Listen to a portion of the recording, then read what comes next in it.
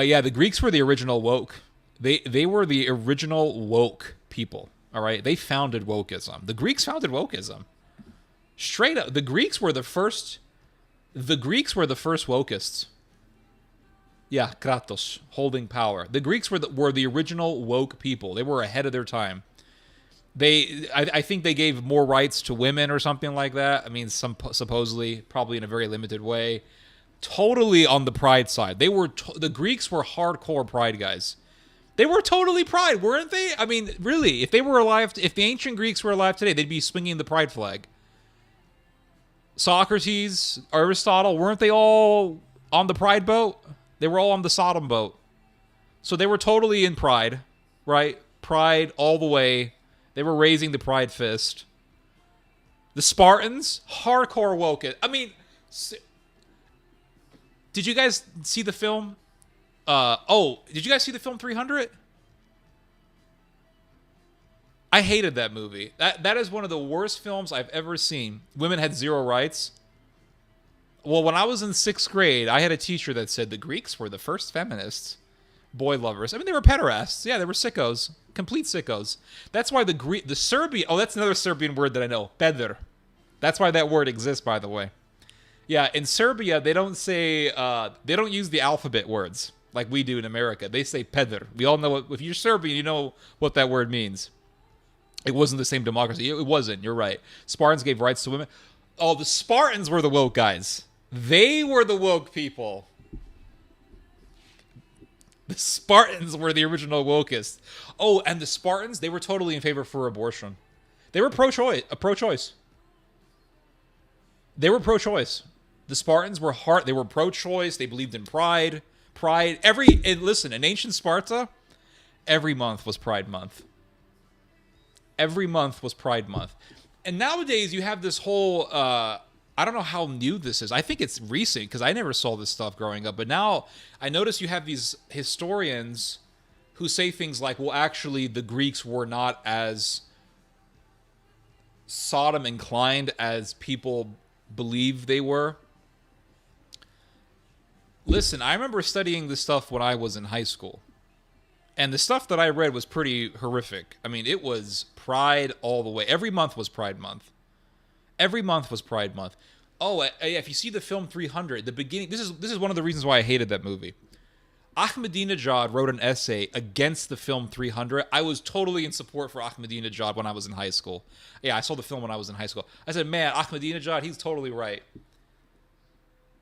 Yeah, so they in the beginning of the film, it says that when a Spartan child was born, they would take the little infant, they'd put it outside of the city walls, and then they would come back, I think, 3 days later, and if the infant had survived, then it was strong enough to be a Spartan. And if the infant was found dead, then good riddance, because that baby was too weak to actually be a Spartan. And now it's a very evil and barbaric practice, but this is ancient eugenics. The Spartans were totally pro-choice. Yeah, they were hardcore pro-choice. If they were alive today, they'd be up there with... They'd be Democrats. Demokratia. They'd be total Democrats. The Athenians, I'm not sure. I think the Athenians would be more inclined to be Republican. Probably more so than the Spartans. I don't like any... I hate the Spartans, dude. I hate the Spartans. I read... it's eugenics, yeah. I read... Thucydides' History on the Peloponnesian War, which is an awesome book, by the way. Highly recommend it. One of the best books I've ever read. One of the best books I've ever read was Thucydides' book on the Peloponnesian War. Before I read that book, I was expecting, okay, I had the same expectations that I had for Josephus' History on the Roman-Judean War. I thought, it's just going to be about a war, right? Josephus is going to tell us that, well, the Jews did this, and the Romans did this, and the Judeans had slings, they threw rocks. Romans had giant spear guns, and they fired missiles at the Judeans and all that. And then you read Josephus' history, and you're thinking, oh my gosh, this is so much more than a history about a war. This is a history about a people that destroyed itself. And it gets very philosophical, theological in some areas of the history. Well, I had the same expectations that I had for Josephus, I had for Thucydides. And like my experience reading Josephus, my expectations were brought to naught. My expectations were refuted. I thought, okay, Thucydides is going to tell us that the Athenians came and they were on chariots, and then the Spartans came and they had their archers or whatever, and the book does get into military tactics. It does. And it's very fascinating how the military tactics were done. War has never really changed, strategically speaking. But it's more than that. The book written by Thucydides also talks about a people that was destroying itself, just like the Judeans were. And what I mean by that is that during the Peloponnesian War, the Greeks were killing each other. It wasn't just Greek soldiers killing each other. It was Greek civilians killing one another, where you had people in Greek society who were in favor of Spartan society, and you had other Greeks who were in favor of Athenian society. And so there was a factional war amongst the Greeks, where people who were pro-Athens were fighting those who were pro-Spartans, and vice versa, and they were murdering one another. And Thucydides even tells us about how family members even murdered each other. I mean, it was horrendous. And it gets into ideology, and it gets into factional differences, and it's pretty rich.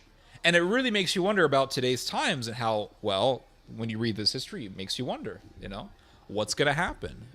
Factionalism is a very real thing in human society, and you can read about it in graphic detail in both Josephus and Thucydides. But I tell you what, when I was reading Thucydides, man, I was take from this what you may. I was on Team Athens. I was rooting for the Athens all the way. I was reading the book, and man, I couldn't stop reading it. It's like watching a movie. I couldn't stop reading it. One of the best books I've ever read. I couldn't stop reading it. I'm like, go, Athens, go. No, and then there was the battle in Syracuse. There was the battle in Syracuse, and I thought, oh my God, what a disaster. It was basically like the war in Iraq. I mean, America goes to Iraq and it's a disaster. Well, the Athenians fight the Spartans in Syracuse, which was in Sicily, ancient Sicily, and the Athenians get crushed in Sicily by the Spartans. And it started out, here's the thing about the Spartan-Athenian War. It started out as a proxy war. You had the allies of the Spartans and the allies of the Athenians fighting each other, and then eventually it became a direct war between the two backers of their factions, of the factions, of the various factions, and the Athenians and the Spartans, they were fighting each other in Sicily, and it started as a proxy war. The Syracusans were pretty certain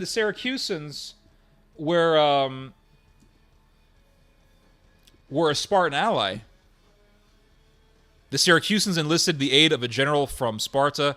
Athens, there you go. Yeah, so the Syracusans, that was the faction that was backed by the Spartans. And they were fighting, who were they fighting?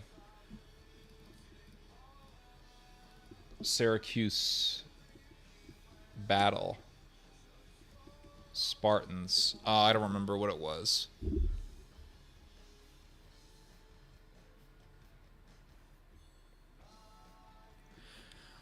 Okay, so it says here, commanded by Nicias, rather indecisive general, it settled down to besiege the Battle of Syracuse. Just go to Wikipedia. Give me all the factions, please. I don't want to hear this garbage. The Athenians fought the Syracusans. So the Athenians were there to fight the Syracusans and the Spartans. Yeah, okay, and the Athenians got their asses whooped. Belligerents. Here we go. Etruscans. Segesta. Yeah, so Segesta was an ally of the Athenians. Oh, yeah, and the Corinthians and the Syracusans, they were with Sparta. That's crazy. It was a big, fat proxy war that eventually became a direct war between the two sides. It's amazing. And there was a massacre that happened of a school in Sicily. I forget which side did it, but here's a line from Thucydides on how family members were murdering each other over political differences in ancient Greece. It says, death took every shape, and as usually happens at such times, there was no length to which violence did not go. Sons were killed by their fathers, and suppliants dragged from the altar or slain upon it. while some were even walled up in the temple of Dionysus and died there. It's so crazy, guys.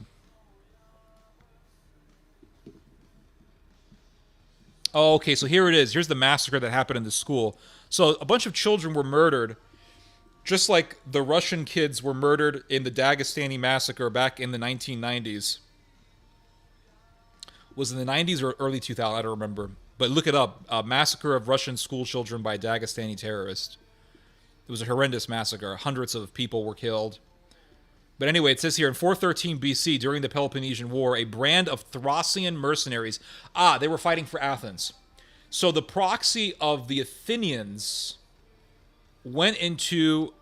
They annihilated... Sorry, it was worse than that. It wasn't just a school. They annihilated the entire town of Mycalessus. And this is what Thucydides wrote. Quote, the Thracians dashed into the town, sacked the houses and temples, and slaughtered the inhabitants.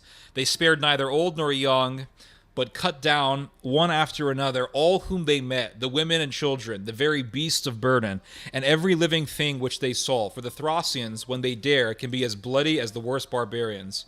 There in Mycalessus, the wildest panic ensued, and destruction in every form was rife. They even fell upon a boys' school, the largest in the place, which the children had just entered, and massacred them every one. No calamity could be worse than this, touching as it did the whole city. None was ever so sudden or so terrible. Thucydides, chapter 7, verse 29.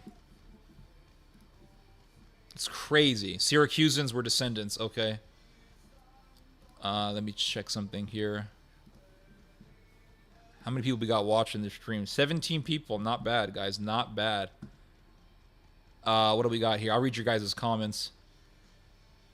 It says here, you would be surprised at how much BS many modern scholars, most pro-LGBTQ, have said on how widespread home was in ancient Greece.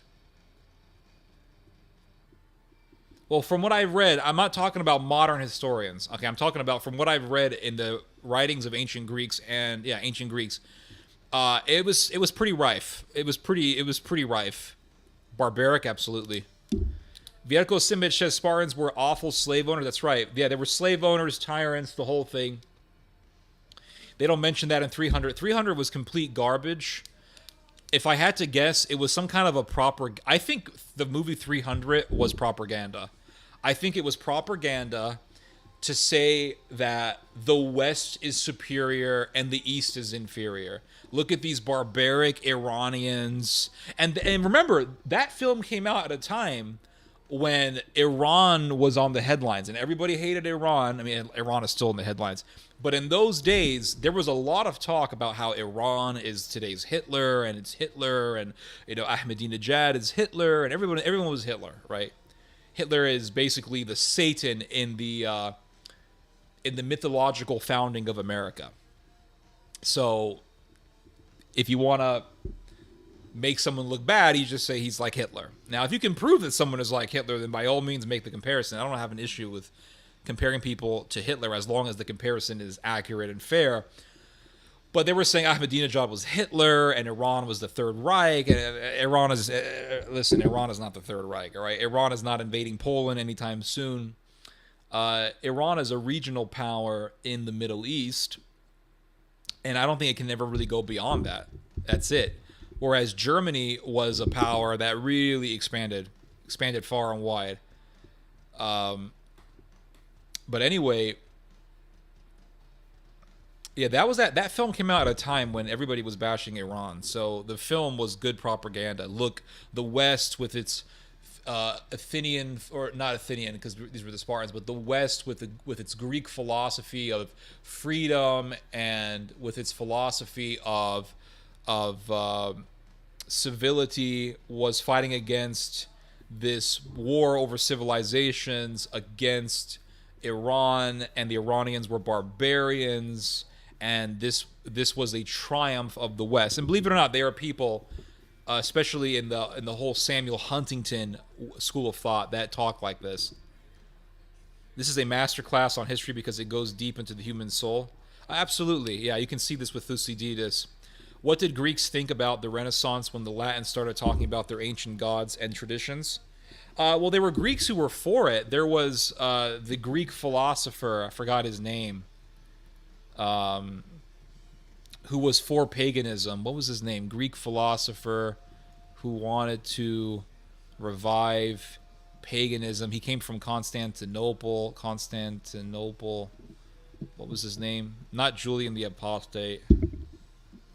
He was in the Florence Council.